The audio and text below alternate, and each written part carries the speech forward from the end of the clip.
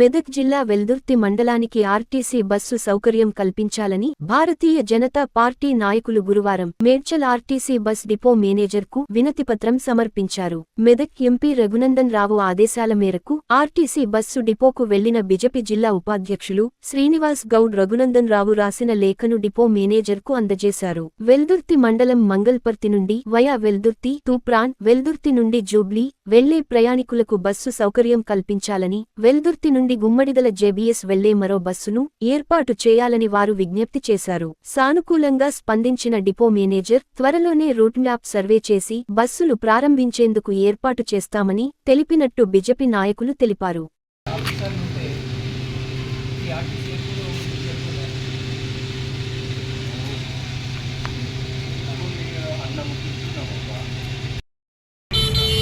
ఈరోజు Medchal RTC depot manager దగ్గర మన ఎంపీ రఘునందన్ రావు అన్న గారు ఇచ్చిన లెటర్ను వెల్దుర్తి మండలం కోసం బస్సుల కోసం ఇచ్చినటువంటి లెటర్ను డిపో మేనేజర్కి ఇవ్వడం జరిగింది.